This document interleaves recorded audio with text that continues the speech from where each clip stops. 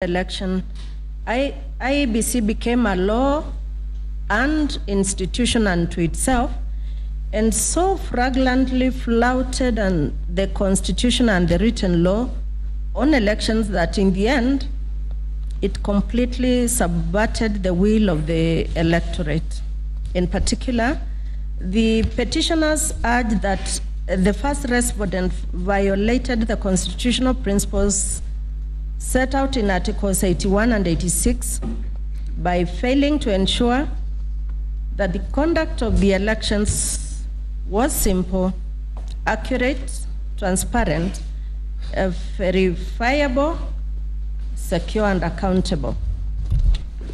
In support of their case, the petitioners filed several affidavits setting out what, in their view, were egregious irregularities and illegalities, which taken together establish an impregnable case on both limbs of the section, to wit,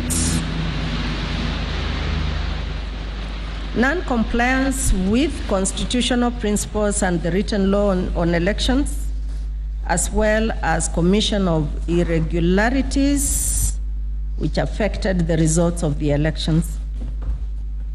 We shall address other illegalities and irregularities later, but for now we shall limit ourselves to the question of transmission of results and transmission of unverified results. The petitioner's major complaint in this matter relates to the transmission of the election results.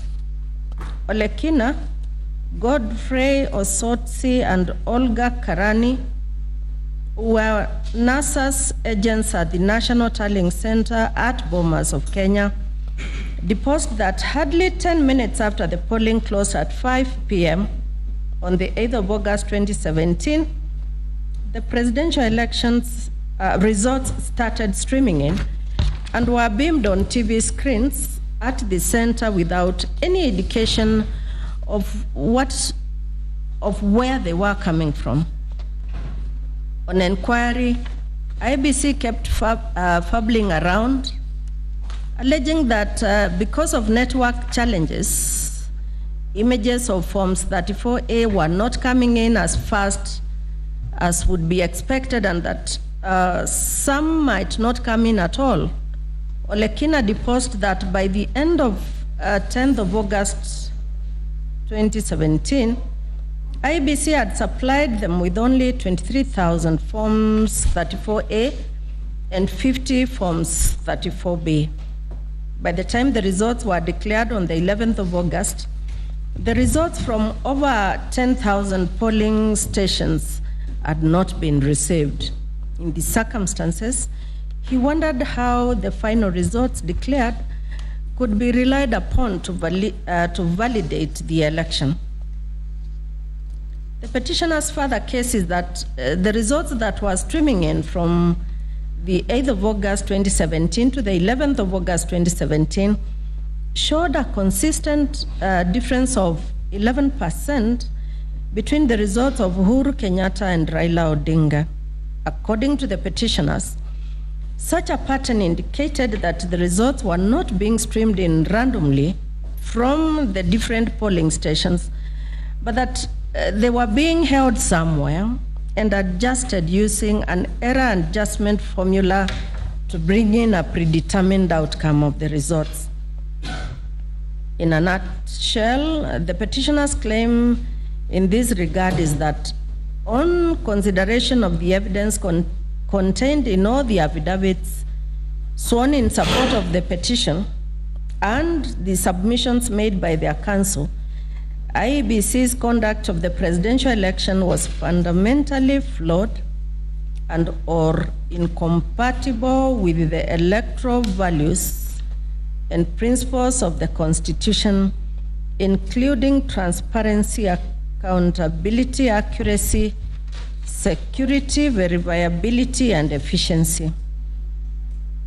They further argue that contrary to Section 39, 44 and 44A of the Elections Act, IEBC failed to transmit or to promptly and simultaneously electronically transmit presidential election results from the polling stations to the constituency tallying centers and the national tallying center.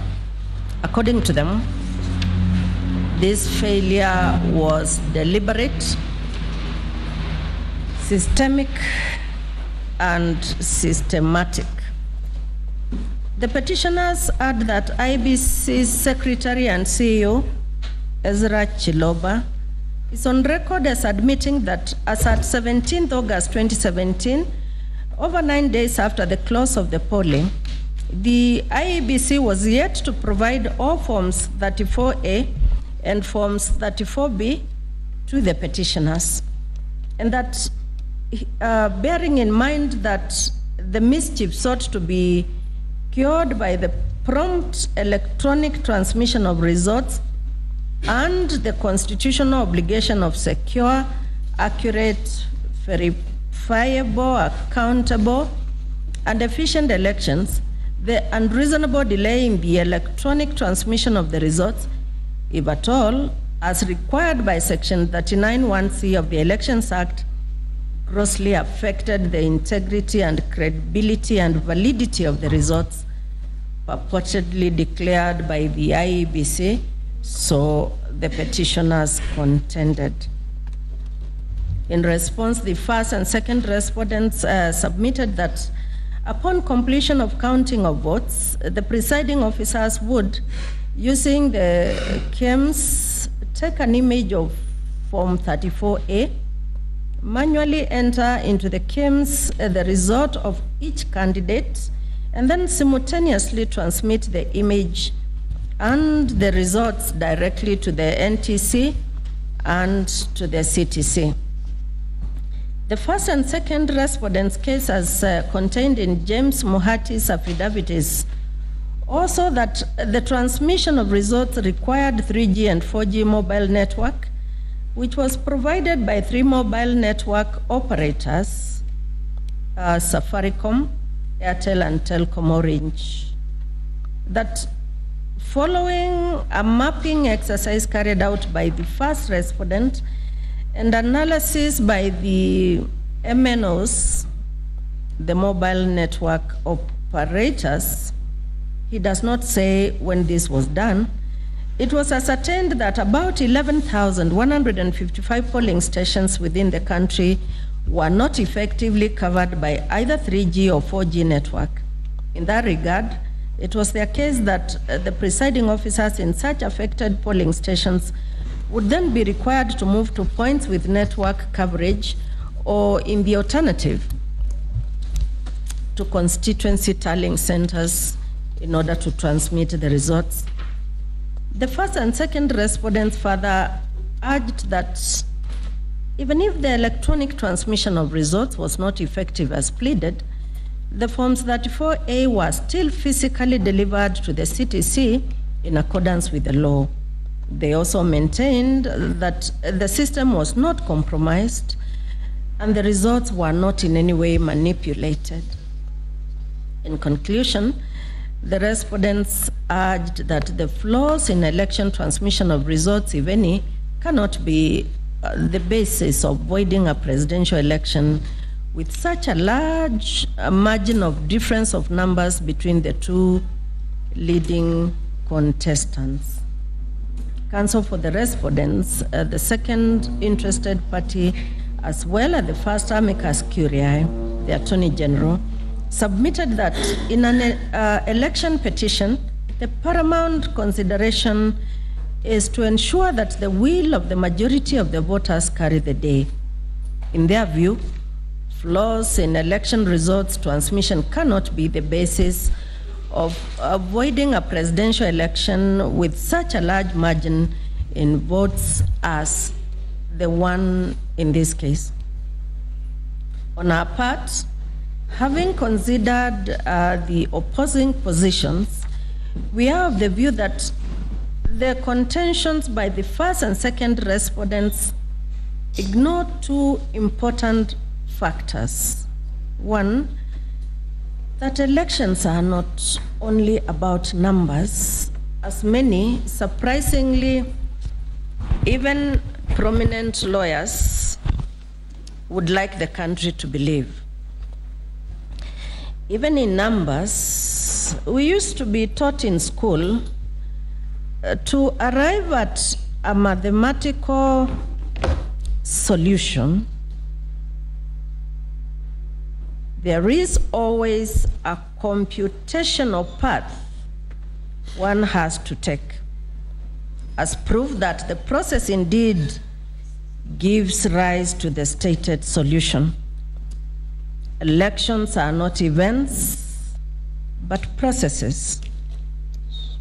As Likot JF opines, quote, elections are not isolated events, but are part of a holistic process of democratic transition and good governance, unquote.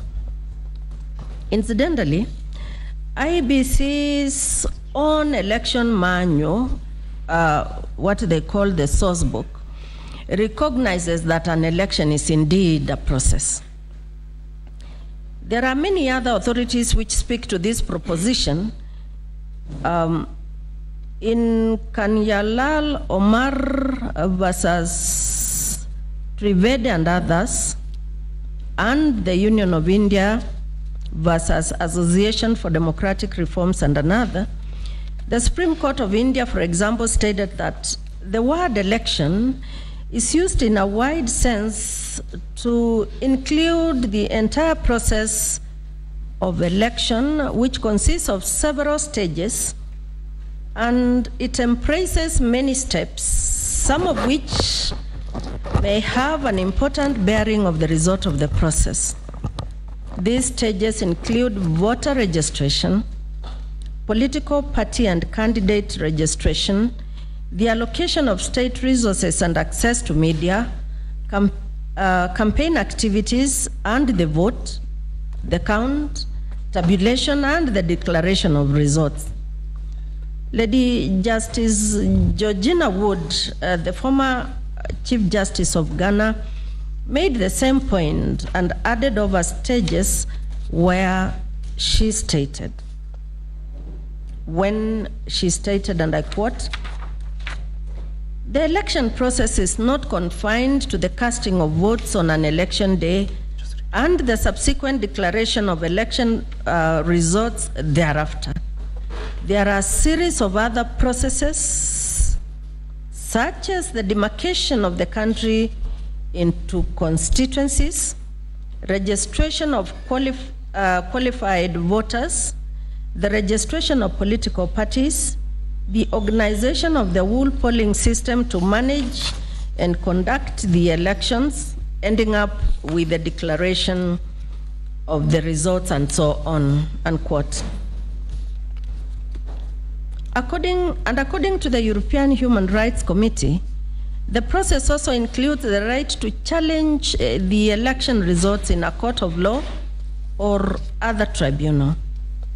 Here in Kenya, the issue of elections as a process was discussed in the case of Karanja Kabage versus Joseph Kiuna Kariambegu Nganga and two others, where the High Court had the following to say, and I quote, an election is an elaborate process that begins with the registration of voters, nomination of candidates to the actual electoral offices, voting or counting and tallying of those votes, and finally, the declaration of the winner by gazettement. In determining the question of the validity of the election of a candidate, the court is bound to examine the entire process up to the declaration of results. The concept of free and fair elections is expressed not only on the voting day, but throughout the election process. Any non-compliance with the law regulating these processes would affect the validity of the election of the member of parliament, unquote. This case was cited with approval by this court in the matter of the gender representation in the National Assembly and the Senate. Therefore, the process of getting a voter to freely cast a vote, and more importantly, to have that vote count on an equal basis with those of other voters, is as important as the result of the election itself. It is also a fact of common notoriety that there were serious protests following the declaration of the 2007 presidential election results.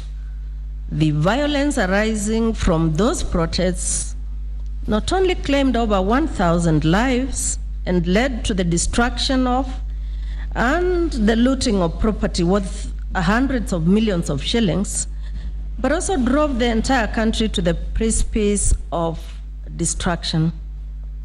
It is also common knowledge that following that violence, the government formed the Independent Review Commission, commonly known as the Kriegler Commission, to inquire into the conduct of the 2007 elections and the cause of that violence.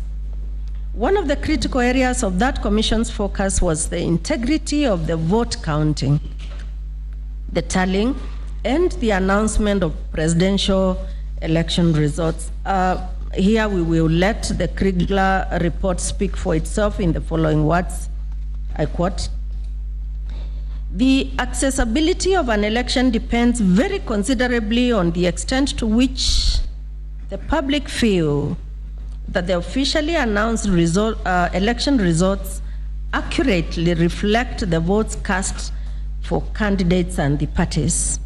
It depends too on factors such as the character of the electoral campaign and the quality of the voter register, but reliable counting and tallying in a sine qua non if an election is to be considered legitimate by its key assessors, the voters, the system of tallying, recording, transcribing, transmitting, and accounting and announcing results was so conceptually defective and executed, counting, tallying during the 27th to 30th December 2007, and even hereafter, and the announcement of the individual results were so confused and so confusing that many Kenyans lost whatever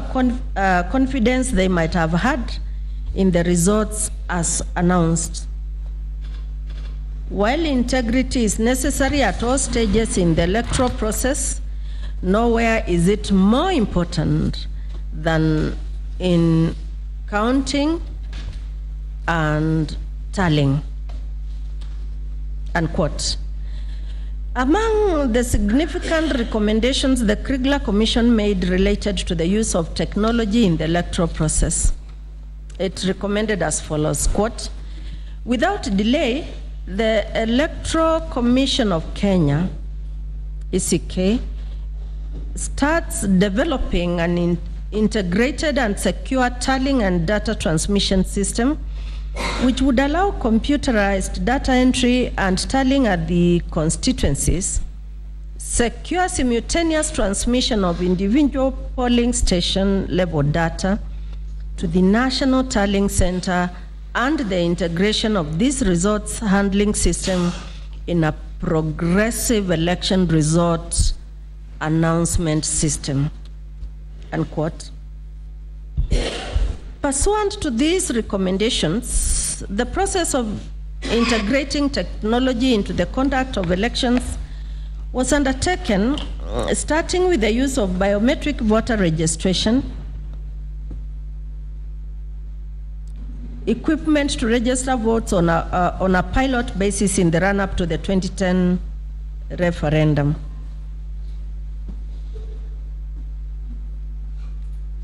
In the 2013 elections, Technology was applied for registration of votes, voter registration, and for result transmission. However, that did not work very well in the 2013 general election, and it was one of the key issues that was raised in the 2013 presidential petition before this court. Consequently, in 2016, the Joint Parliamentary Select Committee on Matters Relating to the Bipartisan Independent Electoral and Boundaries Commission was formed, discussed the use of technology in elections, and made far-reaching recommendations which led to, among others, extensive amendments to the Elections Act to provide for use of technology and also technology-dedicated regulations, the Elections Technology Regulations 2017. These changes, in our view, were meant to realign several pieces of election-related legislation with the principles of the Constitution and the electoral jurisprudence that had been developed by the courts. The cumulative effect of the changes was the establishment of what is now referred to as the Kenya Integrated Election Management System, the KIEMS. Henceforth, technology would be deployed to the process of voter registration, voter identification, and the transmission of results to the constituency and to the National Tallying Center. Towards this end, Parliament enacted Section 44 of the Elections Act, subsection 1 of which provides as follows: there is established an integrated electronic electoral system that enables biometric voter registration, electronic voter identification, and electronic transmission of results. Subsection 3 thereof provides as follows: the Commission shall ensure that the technology in use under subsection 1 is simple, accurate, verifiable, secure, accountable, and transparent. Section 39(1)(c) of the Elections Act then squarely addresses the results transmission aspect of these changes in the law, and it provides as follows: for purposes of a presidential election, the Commission shall A, electronically transmit in the prescribed form the tabulated results of an election for the president from a polling station to the constituency tallying center and to the National Tallying Center. B, tally and verify the results received at the National Tallying Center. And C, publish the polling result forms on an online public portal maintained. Regarding the voter register, this court in the 2013 Raila Odinga decision had observed that there was no single voter register, but an aggregation of several parts into one register.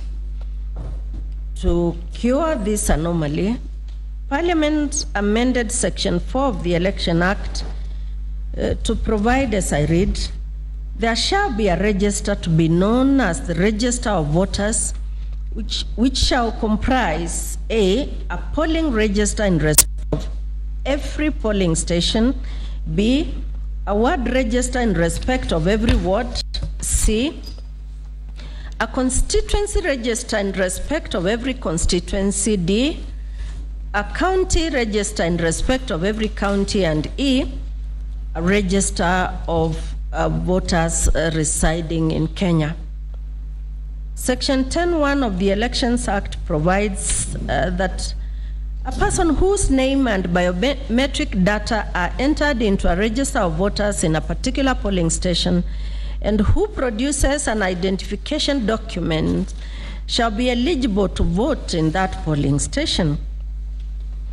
Parliament also introduced a new Section 6A to provide inter alia that the Commission shall, not later than 60 days before the date of a general register for verification of biometric data by the members of the public at their respective polling stations for a period of 30 days. And 2, the Commission shall, upon expiry of the period for verification specified under subsection 1 above, revise the register of voters to take into account any changes in the particulars arising out of the verification process.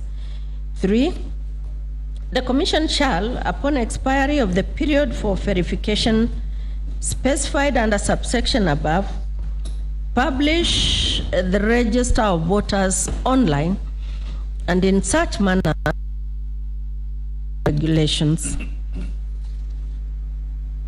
All these legislative enactments have one objective: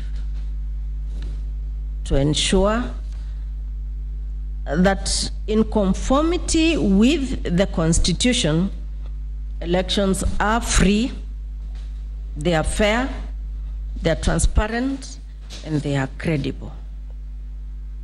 It is important to note the terms simple, accurate, verifiable, secure, accountable, and transparent, and grafted into these provisions are the same constitutional principles in Articles 10, 38, 81, and 86 of our Constitution. We must, in that context, now proceed to determine whether the first respondent conducted the presidential election in accordance with the principles of the Constitution and the law. The mystery of Forms 34A and the conundrum of election transmission. By far the most critical and persistently claimed non-compliance with the law was that the first respondent announced results on the basis of Forms 34B before receiving all Forms 34A. It was also alleged that the results announced in Forms 34B were different from those displayed on the respondent's public web portal. This was contrary to Section 39(1)(c) of the Elections Act. The petitioners also argued that the non-compliance was in violation of Articles 81E and 86 of our Constitution. The non-compliance also went contrary to the Court of Appeal's decision in Minor Kiai.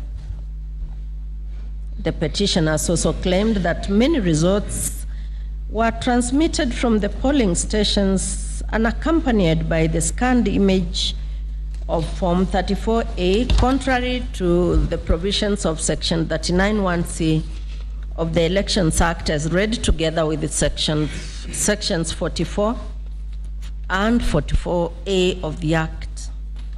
In response, the first respondent submitted that the difference in the results announced on the forms and the public web portal did not offend any law or regulation in view of the fact that the results in the forms were final.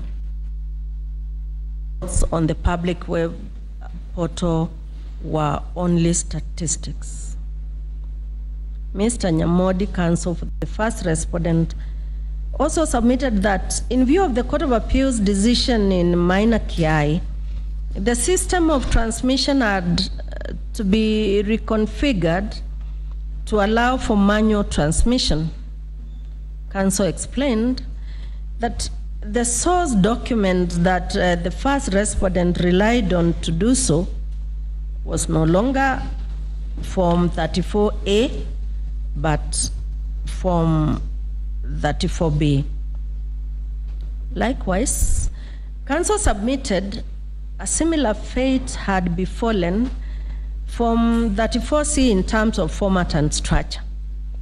Towards this end, counsel informed the court that the original Form 34C, which had contained a Form 34A tally, was reconfigured by the first respondent to exclude that tally so as to conform to the decision in the appellate court case in Minor Kiai. As for the controversy surrounding the electronic transmission of results, Council submitted that such transmission was a mere conveyance belt and nothing more. To this, Mr. Ngatia, Counsel for the third respondent would later add that the electronic transmission with which the petitioner was obsessed was like a matatu and no more. What was important, Counsel urged, was what was conveyed, meaning the results, as opposed to the manner in which it was conveyed, meaning the electronic transmission. The first respondent also submitted that the security features of the Kenya Integrated Electoral Management System was programmed to capture and transmit only one image. In some instances, text data was transmitted instead of the filled and scanned forms 34A. At any rate, argued the first respondent, the omission of untransmitted forms by the uploading of the said forms onto the public portal. According to the IEBC, the transmission of the wrong images did not affect or invalidate the result contained in the statutory forms 34A. Later, it was urged access to the scanned forms was granted to the public through the website. Still on transmission of results, the petitioners highlighted various discrepancies. For instance, that there was transmission of results from slightly more than 11,000 polling stations, other than gazetted polling stations, contrary to Regulation 7. It was also alleged that the streaming of results commenced a few minutes after 5 p.m., being the official closing time for all polling stations. In addition, the petitioners questioned the streaming of results in constant percentages of 54% and 44% in favor of the third respondent and the first petitioner, respectively. The petitioners further claimed that there were numerous discrepancies between the results declared in Forms 34A and those in Forms 34B from various polling stations across the country, contrary to Section 39 of the Elections Act, as read with Regulation 82, thus compromising the integrity of the election.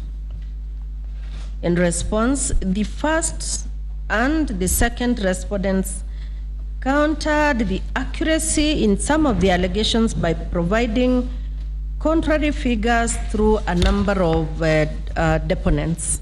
However, the said deponents also admitted that indeed there were discrepancies in the results in Forms 34A and Forms 34B spread across the country, but attributed them to human errors, fatigue, and the fatigue of the election officials. They further contended that the discrepancies in question did not in any event affect the result of the election. The first and the second respondents added in further response that the 11,155 polling stations from which the impugned results were streamed were in areas which were not served by the 3G and the 4G network coverage. The petitioner's case and the responses thereto by the respondents have conjured in our minds a puzzle of labyrinthine proportions regarding Forms 34A. in the face of a very clear and unambiguous Section 39(1)(c) of the Elections Act, what went wrong with this critical document? The case for the petitioners is that the second respondent, in exercise of his responsibility as the returning officer of the presidential election, declared the results for the election of president before receiving all the forms 34A from the 40,883 polling stations from across the country. Incomplete results, argued Mr. Otiende Amolo for the petitioners, could not be a basis for a valid declaration. The respondent's answer to that assertion is that the results were declared on the basis of Forms 34B, all of which had been received by the time of the declaration, by the time the declaration was made. In an affidavit sworn by Koitameto Lekina in support of the petition, there is telling correspondence which we had referred to earlier, but which we reproduce in the present context. On the 10th of August 2017, the deponent, acting on behalf of the petitioners, wrote to the second respondent in the following words, and I quote, "Your brief on the above subject at Bomas on the 10th August 2017 at around 9 p.m. refers. You informed Kenyans that and the world at large that IEBC had received over 40,000 Forms 34A and about 170 Forms 34B. We have requested IEBC for all these forms for purposes of verification. Members of your secretariat have informed us that they cannot avail 29,000 Forms 34A as at 11 p.m. of 10th August 2017. We kindly request the Commission expedite release of the remaining Forms 34A and B to enable us complete the verification exercise," unquote. Again, on the 14th of August 2017, the deponent wrote, quote, "This is a follow-up on our letter dated the 10th of August 2017. Until now, IEBC has only furnished NASA with 29,000 Forms 34A and 108 Forms 34B. We urgently require the unsupplied 10,000 Forms 34A and 187 Forms 34B to complete the list of documents the Commission was supposed to release to all the candidates in the just concluded general elections. Attached, please find a list of the outstanding 187 constituencies for your immediate action," unquote. On the 14th of August 2017, the Secretary and CEO of the first respondent wrote as follows. "Reference is made to your letter dated the 14th August 2017 requesting to be supplied with the remaining forms that were not supplied earlier. The Commission is in a position to provide all the required Forms 34B immediately. We are, however, not able to supply Forms 34A as at the moment, but the same shall be availed to you as soon as possible." It is a fact that the correspondence quoted above did take place, and the contents of the said correspondence were never controverted. On this basis, a number of questions therefore arise. A, why was the first respondent not able to immediately supply the petitioner's agents with all the Forms 34B upon declaration of results if, as it was submitted, the said results were based on the same, and all of which were said to have been availed? B, why was the first respondent not able to supply all the Forms 34A said to be around 11,000 to the petitioners at 14th August 2017, 4 days after the declaration of the results. C. Were all the scanned copies of Forms 34A electronically transmitted to the National Tallying Center simultaneously with those transmitted to the Constituency Tallying Center in accordance with Section 39(1)(c) of the Elections Act? If so, why would it have been impossible for the first respondent to avail those copies to the petitioners? If not, why were they not transmitted in the manner required by the law? We sought answers to these questions as we listened to the submissions of counsel on the emerging conundrum. The submissions of Mr. Nyamodi on behalf of the first respondent made disturbing, if not startling, revelations. According to counsel, the first respondent used Forms 34B as opposed to Forms 34A to declare the final results of the presidential election. He emphasized that at the time the final results of the presidential election were declared, all Forms 34B had been collated. It was counsel's submission that the declaration of sections 39(2) and 3 of the Elections Act 2011 by the Court of Appeal as being inconsistent with the Constitution curtailed the first respondent's ability to change, amend, or alter the results transmitted from the constituency. According to him, therefore, the decision of the Court of Appeal in the minor Kiai case extinguished the concept of provisional results. Consequently, the numbers manually entered into the KEMS did at the close of polling and transmitted simultaneous to the CTC and the NTC bore no status in law. They were mere statistics, although, as Mr. Muhati stated in his affidavit, the presiding officer had to show the agents present the entries made for confirmation before transmission. Mr. Nyamodi further explained that the completion of the transmission of the images of Forms 34A was dependent on the availability of 3G and 4G network coverage.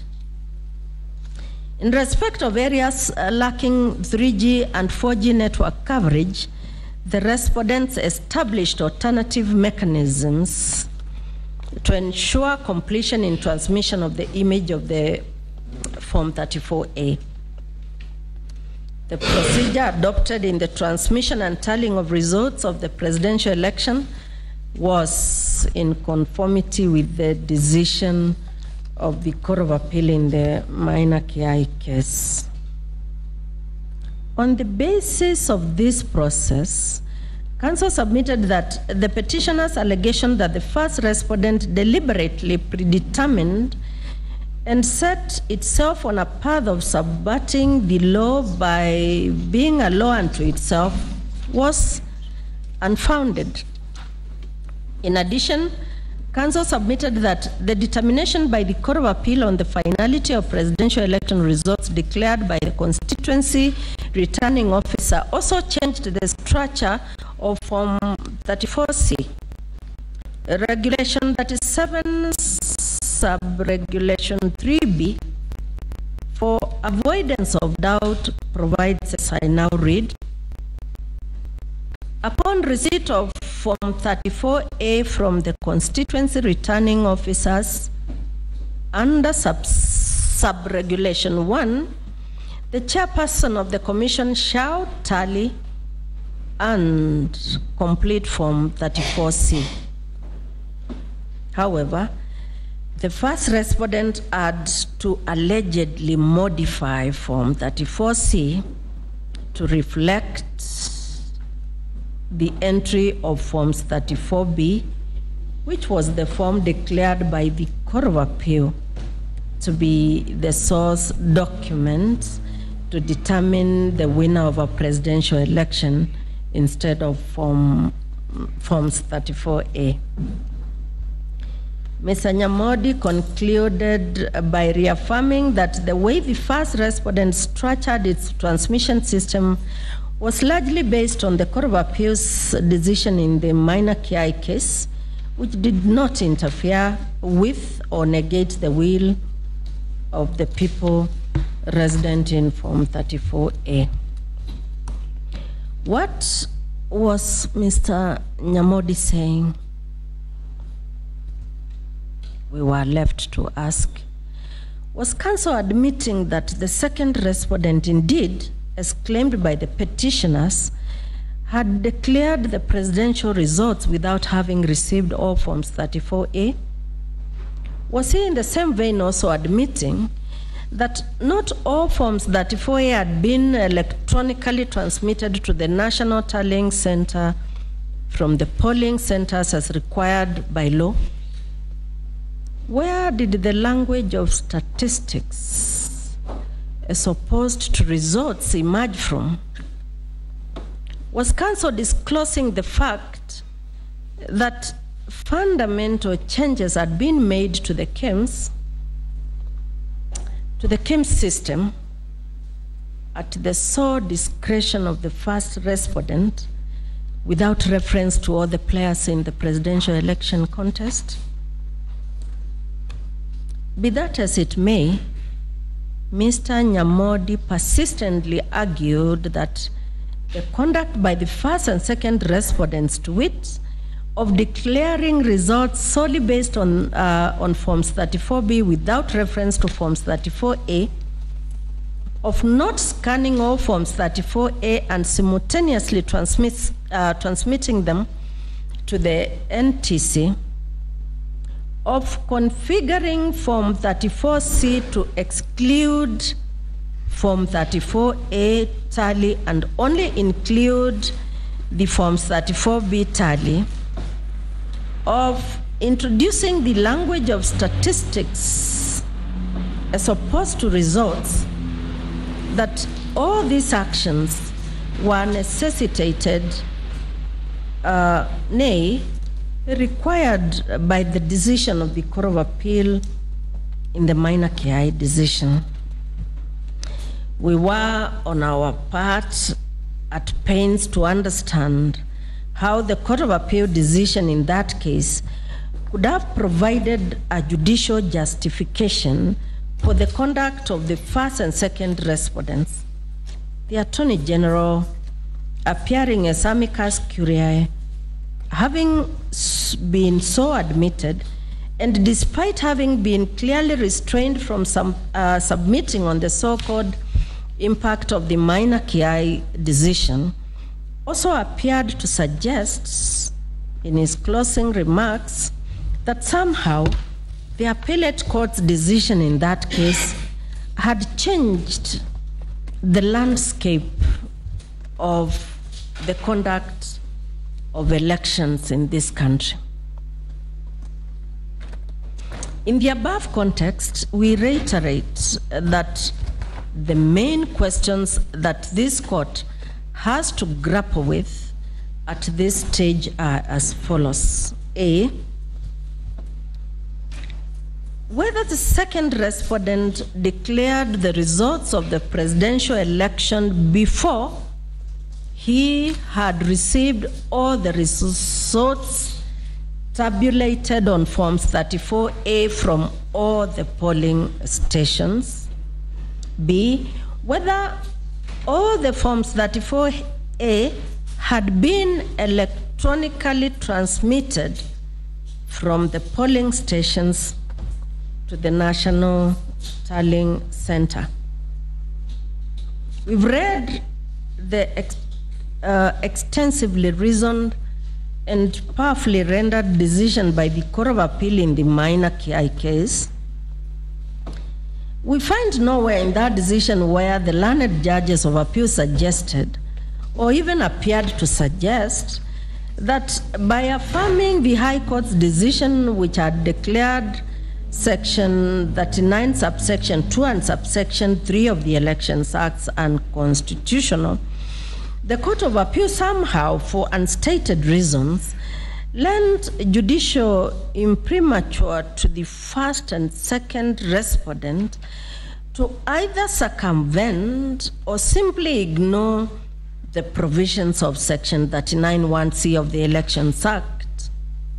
On the contrary, the appellate court's decision was an unstinging reaffirmation, if not a restatement, of the letter and spirit of the constitutional principles embodied in Articles 81, 86, and 138(3)(c) relating to the conduct of elections. And we have shown why that is so.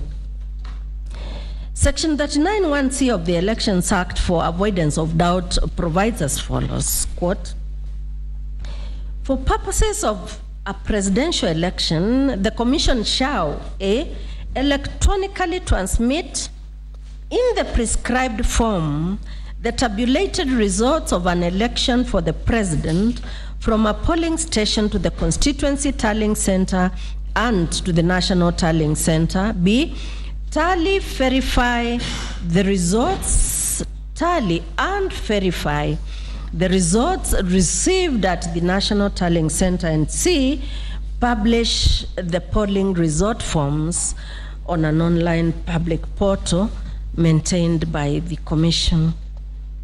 Clearly, with this provision in mind, the Court of Appeal in minor KI decision was categorical as it rendered itself, as I quote, "We are satisfied that with this elaborate system, the electronic transmission of the already tabulated results from the polling stations contained in the prescribed forms is a critical way of safeguarding the accuracy of the outcome of elections, and do not see how the appellant or any of its officers, read the first respondent, can vary or even purport to verify those results," unquote. And the Court of Appeal continued this way. "The appellant, as opposed to its chairperson, upon receipt of prescribed forms containing tabulated results for election of president electronically transmitted to it from the near 40,000 polling stations, is required to tally and verify the results." The appellate court had earlier made a pronouncement with which we are in total agreement to this effect. Quote, "It is clear that the polling station is the true locus for the free exercise of the voters' will. The counting of the votes as elaborately set out in the Act and the regulations, with its open, transparent, and participatory character, using the ballot as the primary material, means, as it must, that the count there is clothed with a finality not to be exposed to any risk of variation or subversion," unquote. Given this very clear elucidation of the law regarding the imperative for electronic transmission of results from the polling station to the NTC, how could the Court of Appeal's decision in minor KI have provided a justification for declaring the results of the election of the president without reference to Forms 34A? How was it a basis for the reconfiguration of Form 34C so as to render Forms 34A irrelevant in the final computation of the results? But most critically, how did the Court of Appeal's decision relieve the first respondent from its statutory responsibility of electronically transmitting in the prescribed form the tabulated results of an election for the president from a polling station to the CTC and to the NTC in accordance with Section 39C of the Elections Act. At the end of the day, neither the first nor the second respondent has offered any plausible response to the question as to whether all Forms 34A had been electronically transmitted to the NTC as required by Section 39(1)(c) of the Elections Act. What remained uncontroverted, however, was the admission by Ezra Chiloba that as of 14th August 2017, 3 days after the declaration of the results, the first respondent was not in a position to supply the petitioner with all Forms 34A. Counsel for the first and second respondents, by insisting that the presidential results were declared on the basis of Forms 34B, all of which were availed, also implicitly admitted that not all Forms 34A were availed by the time the second respondent declared the final results for the election of the president. In addition to the above, the relevant to this aspect of the petition, pursuant to an application by the petitioners, the court issued an order requiring the first respondent to supply the petitioners and the third respondent with all the scanned and transmitted Forms 34A and 34B from all the 40,883 polling stations on a read-only basis with the option to copy in soft version. Had the court's order been complied with, it would have unraveled the mysterious puzzle surrounding Forms 34A. Regrettably, according to the information made available to the court by its appointed experts, the first respondent only allowed a read-only access to this information without the option to copy in soft version only 2 hours to the closure of the court proceedings, which never fully happened anyway.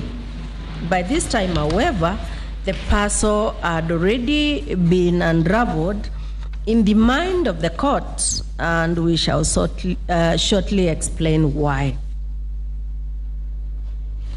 In any event, it is claimed in the petition, and IEBC in its response conceded, that 2 days to the election date, IEBC announced that it was going to be unable to electronically transmit results from 11,000 polling centers because they were off the range of 3G and 4G network.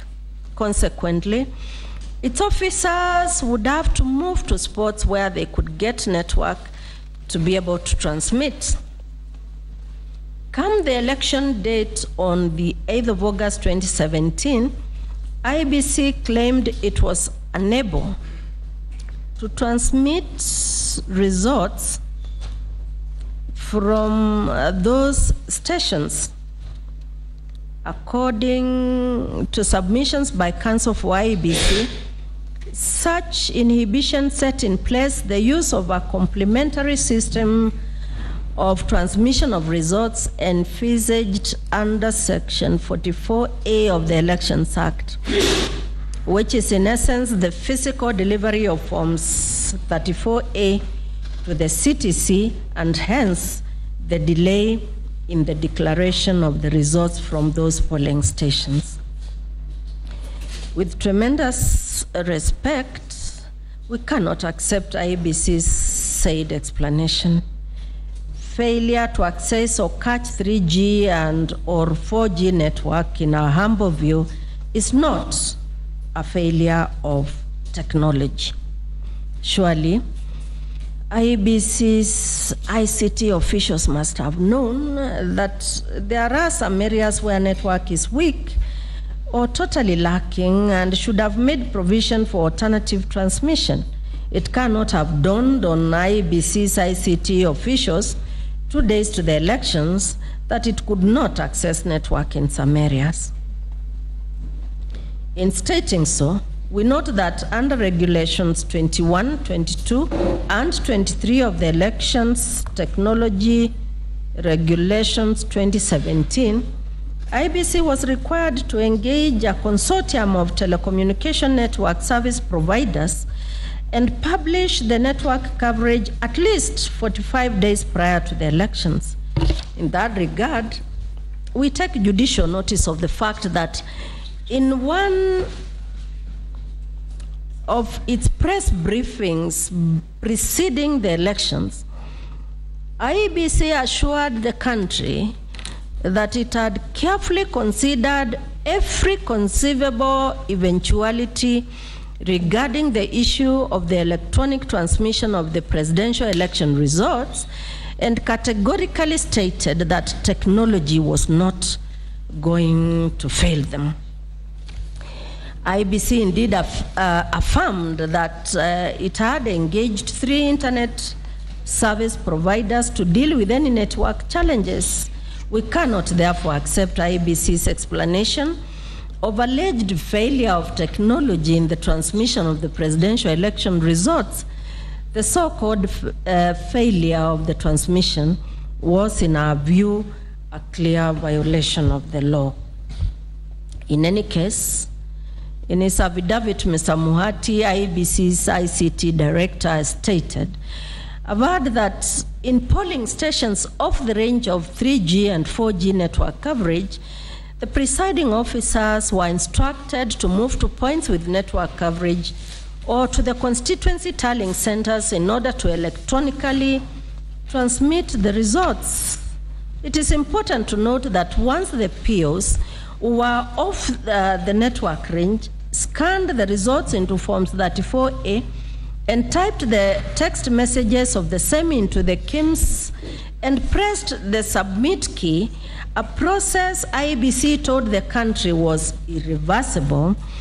All that remained was for the POs to move to vantage points where 3G or 4G network would be picked, and the details could automatically be transmitted in seconds. As is also clear from the information posted in the IEBC's website, among the 11,000 polling stations IEBC claimed were off the 3G and 4G range are in Bomet, Bungoma, Busia, Homa Bay, Kajiado, Kericho, Kiambu, Kisumu, Kisii, Kirinyaga, Nyeri, Siaya, and Vihiga counties. It is common knowledge that most parts of those counties, have fairly good road network infrastructure. Even if we were to accept that all of them are off 3G and 4G network range, it would take at most a few hours for the POs to travel to vantage points from where they would electronically transmit the results. That they failed to do that is, in our view, an inexcusable contravention of Section 39(1)(c) of the Elections Act. We further note that at the time of declaration of results, IEBC publicly admitted that it had not received results from 11,883 polling stations and 17 constituency tallying centers, that in its letter of the 15th August 2017, IEBC also admitted that it had not received authentic Forms 34A from 5,015 polling stations representing 3.5 million voters. Dr. Aukot, the first interested party in the above context, echoed the petitioner's case that the whole process of counting, tallying, and transmission of results from polling stations to the CTC and finally to the NTC lacked fairness and transparency. That IEBC itself admitted that it had network problems which hindered its prompt transmission of results, but by the time of announcement of results, transmission had been completed. What was IEBC's answer to the above contention?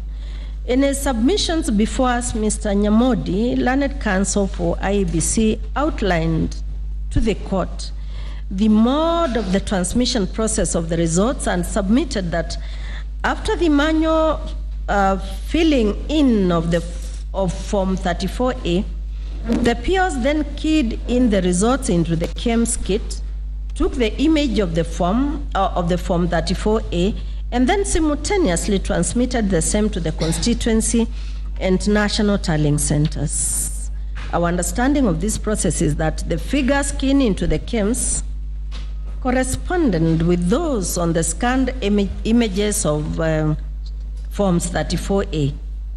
In these circumstances, we do not understand why those figures, which learned counsel referred to as mere statistics that did not go into the determination of the outcome of the results, differed.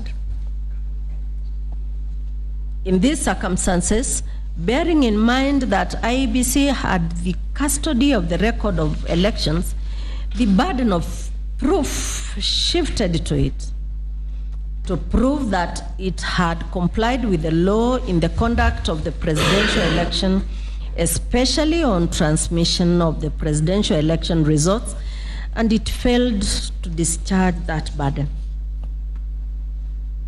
Of further note is that IEBC strenuously opposed the petitioner's application for access to its servers, claiming that such access would compromise the security of the data in those servers. After considering the application, we overruled that objection and partly allowed the same. Though we did not therefore accept IEBC's said claim of compromising the security of its servers, considering the fact that having spent billions of taxpayers' money, IEBC should have set a robust backup system, nevertheless, to assuage those fears, we granted the petitioners a read-only access, which including copying where the petitioners so wished. The report from the court-appointed IT experts, Professors Joseph Sevilla and Elijah Omwenga, holders of PhDs on IT and lecturers in Strathmore and Kabianga universities respectively, shows clear reluctance on the part of the IEBC to fully comply with this court's order of the 28th August 2017 to provide the information requested. In summary, the following are the items that were not availed to the petitioners and to the third respondent and the court. A, firewalls without disclosure of the software version. IEBC refused to provide information on internal firewall configuration, contending that doing so would compromise and affect the vulnerability of their system. The court-appointed ICT experts disagreed with that contention and said it was difficult to ascertain whether or not there were any hacking activities. B, IEBC was also required to provide certified copies of the certificates of penetration tests conducted on the IEBC election technology system prior to and during the 2017 election pursuant to Regulation 10 of the Elections Technology Regulations. I'll take that again. IEBC was also required to provide certified copies of the certificate of penetration tests conducted on the IEBC election technology system prior to and during the 2017 election pursuant to Regulation 10 of the Elections Technology Regulations 2017. These were not provided. Instead, IEBC issued and certified documents and certificates by professionals which did not conform to the regulation. C, IEBC was also required to provide specific GPS location of each KEMS kit used during the presidential election for the period between the 5th August 2017 and the 11th August 2017. This was not provided.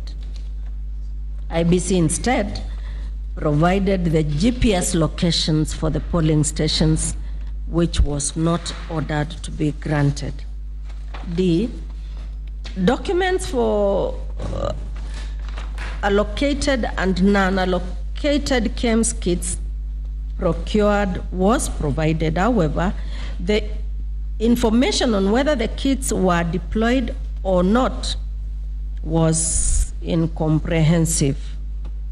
E, the court ordered access to technical partnership agreements for IEBC election technology system, including a list of technical partners, kind of access they had, and list of APIs for exchange of data with partners. The documents were issued with the exception of the list of APIs.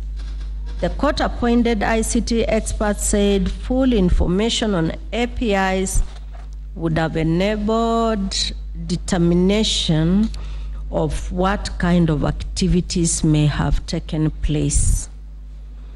The court had also ordered IEBC to provide the petitioners with the login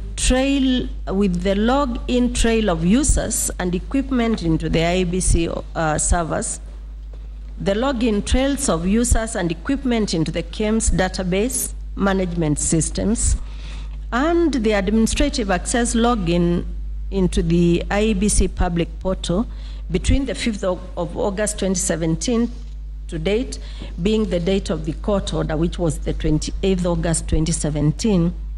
These were also not provided. Instead, IEBC provided pre-downloaded logs in a hard disk whose source it refused to disclose. The IT experts agreed with the petitioner's contention that the first respondent should have demonstrated that the logs emanated from the IEBC servers by allowing all parties to have a read-only access. Alternatively, the first respondent could have accessed the information in the presence of the petitioner's agents. Partial live access was also only purportedly provided on the 29th August 2017 at about 3:50 p.m. without ability to access the logs or even view them. The exercise was therefore a complete violation of the court order, and the access was not useful to the parties or to the court. It is clear from the above that IEBC in particular failed to allow access to two critical areas of their servers: its logs, which would have proved or disproved the petitioner's claim of hacking into the system and altering the presidential election results, and its servers with forms 34A and 34B electronically transmitted from polling stations and CTCs. It should never be lost sight of the fact that these are the forms that Section 39(1)(c) of the Elections Act specifically required to be scanned and electronically transmitted to the CTCs and the NTC. In other words, our order of scrutiny was a golden opportunity for the IEBC to place before the court evidence to debunk the petitioner's said claims. If IEBC had nothing to hide, even before the order was made, it would itself readily have provided access to its ICT logs and servers to disprove the petitioner's claims. But what did IEBC do with it? It contemptuously disobeyed the court order in these very critical areas. So where does this leave us? It is trite law that failure to comply with a lawful demand, leave alone a specific court order, leaves the court with no option but to draw an adverse inference against the party refusing to comply. In this case, IEBC's contumacious disobedience of this court's order of 28 August 2017 in critical areas leaves us with no option but to accept the petitioner's claims that the IEBC's IT system was infiltrated and compromised, and the data therein interfered with, or IEBC's officials themselves interfered with the data or simply refused to accept that it had bungled the whole transmission system and were unable to verify the data. The petitioners also made claims that some forms 34A supplied to them did not relate to any of the existing gazetted polling stations or tallying centers. That while 15,558,038 people voted for the presidential candidates, 15,098,646 voted for gubernatorial candidates, and 15 million. The petitioners also made claims that some forms 34A supplied to them did not relate to any of the existing gazetted polling stations, tallying centers, that while 15,558,038 people voted for the presidential candidates, 15,098,646 voted for gubernatorial candidates, and 15,008,818 voted for members of parliament, raising the questions as to the validity of the extra votes in the presidential election. No satisfactory answer was given to the latter issue, and we must also hold the first respondent responsible for that unexplained yet important issue. Having therefore shown that the transmission of results was done in a manner inconsistent with the expectations of Section 39(1)(c) of the Elections Act, we must of necessity return to the principles in Articles 81 and 86 of the Constitution, which we have already reproduced. Of importance are the expectations of transparency, accountability, simplicity, security, accuracy, efficiency, and especially verifiability of the electoral process. These terms should be understood to refer to A, an accurate and competent conduct of elections where ballots are properly counted and tabulated to yield correct totals and mathematically precise results. B, an election with a proper and verifiable record made on the prescribed forms, executed by the authorized election officials and published in the appropriate media. C, a secure election whose electoral processes and materials used in it are protected from manipulation, interference, loss, and damage. D, an accountable election whose polling station, constituency, and national tallies together with the ballot papers used in it, are capable of being audited, and E, a transparent election whose polling, counting, and tallying processes, as well as the announcement of results, are open to observation by, and copies of election documents easily accessible to the polling agents, election observers, stakeholders, and the public, and as required by law, a prompt publication of the polling results forms is made on the public portal. Verifiability must have had strong significance in the 8th August election because the presiding officers were required to verify the polling station's results in the presence of polling agents before sending them to the CTC and NTC in using the KIEMS kit. The minor KI decision made it clear that Form 34A, being the primary document, becomes the basis for all subsequent verifications.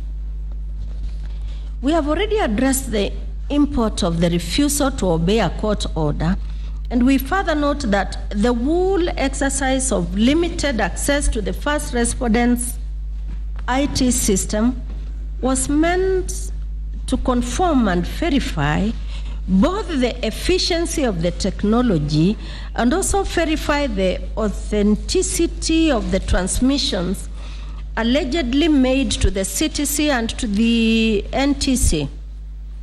Non-compliance and failure, refusal or denial by the IEBC to do as ordered must be held against it. So, what of Article 138(3)(c) of the Constitution? It provides, in a presidential election, after counting the votes in the polling stations, the Independent Electoral and Boundaries Commission shall tally and verify the count and declare the results, unquote. The critical element here is the duty placed upon the Commission to verify the results before declaring them, to ensure that the results declared are the ones recorded at the polling station, not to vary, not to change or alter the results. The duty to verify in Article 138 is squarely placed on the Independent Electoral and Boundaries Commission, the first respondent herein. This duty runs all the way from the polling station to the constituency level and finally to the National Tallying Center. There is no disjuncture in the performance of the duty to verify. It is exercised by the various agents or officers of the first respondent, that is to say, the presiding officer at the polling station, the returning officer at the constituency level, and the chair at the National Tallying Center. The verification process at all these levels is elaborately provided for in the Elections Act and the regulations thereunder. The simultaneous electronic transmission of results from the polling station to the constituency and the National Tallying Center is not only intended to facilitate this verification process, but also acts as an insurance against potential electoral fraud by eliminating human intervention or intermeddling in the results tallying chain. This the system does by ensuring that there is no variance between the declared results and the transmitted ones. In the presidential election of the 8th August 2017, however, the picture that emerges is that things did not follow this elaborate but clear constitutional and legislative roadmap. It has been established that at the time the second respondent declared the final results for the election of the president on the 11th August 2017, not all results as tabulated in Forms 34A had been electronically and simultaneously transmitted from the polling stations to the national tallying centers. The second respondent cannot, therefore, be said to have verified the results before declaring them. The said verification could only have been possible if, before declaring the results, the second respondent had checked the aggregated tallies in Forms 34B against the scanned Forms 34A as transmitted in accordance with the provisions of Section 39(1)(c) of the Elections Act. Given the fact that all Forms 34B were generated from the aggregates of Forms 34A, there can be no logical explanation as to why, in tallying the Forms 34B into Form 34C, this primary document, Form 34A, was completely disregarded. Even if one were to argue, which at any rate is not the case here, that the verification was done against the original Forms 34A from all the polling stations, which had been manually ferried to the tallying center, this would still beg the question as to whether the scanned forms were and why, as to where the scanned forms were and why the manually transmitted ones arrived faster than the electronic ones. The failure by the first respondent to verify the results in consultation with the second respondent before the latter declared them, therefore, went against the expectations of Article 138(3)(c) of the Constitution, just as the failure to electronically and simultaneously transmit the results from all the polling stations to the National Tallying Center violated the provisions of Section 39(1)(c) of the Elections Act. These violations of the Constitution and the law call into serious doubt as to whether the said election can be said to have been a free expression of the will of the people as contemplated by Article 38 of our Constitution. It was further urged in court by a number of counsel for the first and second respondent that by disregarding Forms 34A and exclusively relying on Forms 34B, many of whose authenticity would later be called into question, in the tallying process, the said respondents were simply complying with the Court of Appeals decision in Minor Kiai. We have already heard that we find little or nothing in this section, in this decision, that is in the Minor Kiai decision, to suggest that by deciding the way it did, the appellate court restrained or barred the first respondent from verifying the results before declaring them, or that it was relieving the former from the statutory duty of electronically transmitting the results. What the second respondent was barred from doing by the Court of Appeal and by the High Court was to vary, alter, or change the results relayed to the National Tallying Center from the polling stations and constituency tallying centers under the guise of verifying. But be that as it may, how spectacularly reassuring to the Kenyan people would it have been if the second respondent on that night of August 11th, 2017, had commenced the declaration of the results with these words: fellow Kenyans, the results I am about to declare are exclusively based on Forms 34B, which I have received from all the 290 constituency tallying centers countrywide. I have not verified these results against those tabulated on Forms 34A from all the 40,883 polling stations countrywide. This may sound strange, but I am simply doing this in compliance with the Court of Appeal's decision in the minor KI case. This decision by the appellate court requires me to treat the results as tabulated by the various returning officers as final, and not to attempt to verify them against the electronically transmitted Forms 34A. You will therefore have to bear with me, as court orders must at all times be obeyed. However, all hope is not lost, since I have availed all the Forms 34A on our public portal. Any candidate, election observer, or member of the public is free to download these forms and compare the results thereon against the ones I am just about to declare.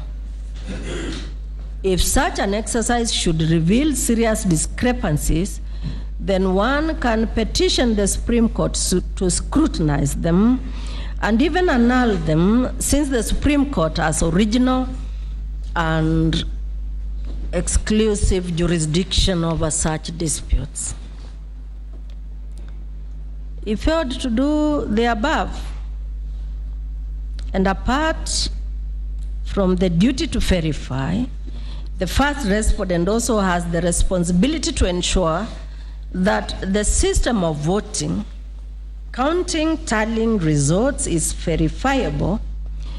This is in conformity with the Article 86 of the Constitution, which requires that, quote, at every election, the Independent Electoral and Boundaries Commission shall ensure that A, whatever voting method is used, the system is simple, accurate, verifiable, secure, accountable, and transparent. B, the votes cast are counted, tabulated, and the results announced promptly by the presiding officer at each polling station. C, the results from the polling stations are openly and accurately collated and promptly announced by the returning officer. And D, appropriate structures and mechanisms to eliminate electoral malpractice are put in place, including safekeeping of elections materials, unquote. This provision places upon the first respondent the onerous responsibility of devising and deploying election systems that the voter can understand. The first respondent must further be expected to provide access to crucial information that can enable either a candidate or a voter to cross-check the results declared by it with a view to determining the integrity and the accuracy thereof. In other words, the numbers must just add up. We note in the above regard that even where Parliament found it necessary to make provisions for a complementary system, it would not escape from the dictates of Article 86 of the Constitution, and hence Section 44A of the Elections Act provides, as I read, notwithstanding the provisions of Section 39 and Section 44, the Commission shall put in place a complementary mechanism for the identification of voters and transmission of election results that is simple, accurate, verifiable, secure, accountable, transparent, to ensure that the Commission complies with the provisions of Article 38 of the Constitution, unquote. When called upon to explain why all the Forms 34A had not been scanned, transmitted, and published on the online portal in line with Article 34 of the Elections Act, The first respondent through counsel alluded to some form of complementary mechanism. However, the description of such a mechanism did not appear to us to meet the yardsticks of verifiability inbuilt in the Constitution and Section 44A of the Elections Act. In their submissions, counsel for the respondents and the second interested party urged us not to annul the election on the basis of minor inadvertent errors. We entirely agree. We have already categorically acknowledged the fact that no election is perfect. Even the law recognizes this reality, but we find it difficult to categorize this violation of the law as minor inadvertent errors. IEBC behaved as though the provisions of sections 39, 44 and 44A of the Elections Act did not exist. IEBC behaved as though the provisions of Article 88(5) of the Constitution requiring it to, quote, exercise its powers and perform its functions in accordance with the Constitution and national legislation, quote, unquote, did not exist. IEBC failed to observe the mandatory provisions of Article 86 of the Constitution, requiring it to conduct the elections in a simple, accurate, verifiable, secure, accountable, transparent manner.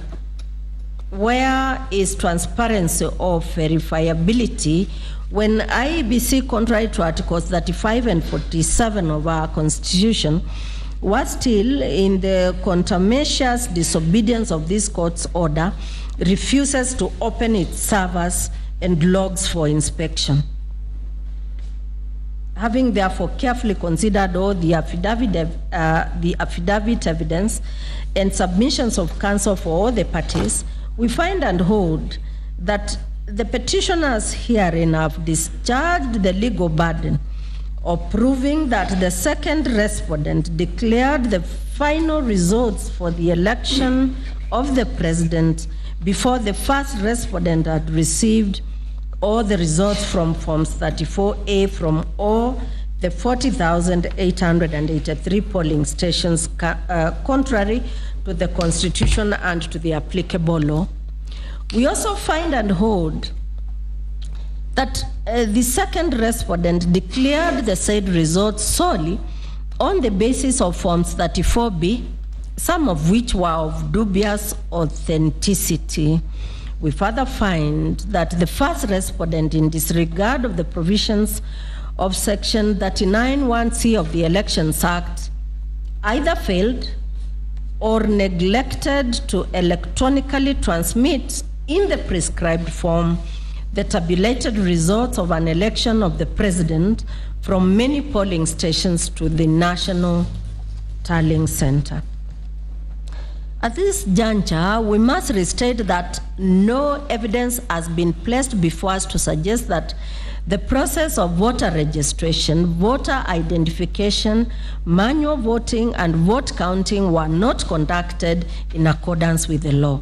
As a matter of fact, nobody disputes the fact that on 8th of August 2017, Kenyans turned out in large numbers, endured long hours on queues, and peacefully cast their votes. However, the system thereafter went opaquely awry, and whether or not the third respondent received a large number of votes becomes irrelevant, because read together, Sections 39(1)(c) and 83 of the Elections Act say otherwise.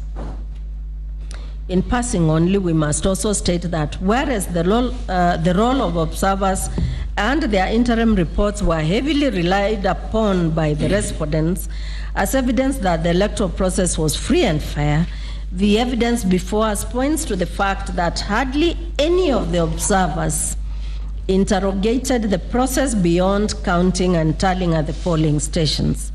The interim reports cannot therefore be used to authenticate the transmission and eventual declaration of results. For the above reasons, we find that the 2017 presidential election was not conducted in accordance with the principles laid down in the Constitution and the written law on elections, in that it was inter alia either transparent, in that it was inter alia neither transparent nor verifiable.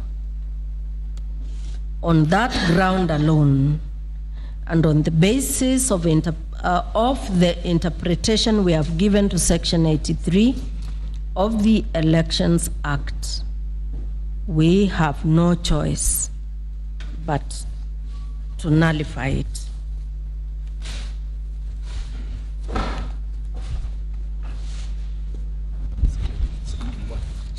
Al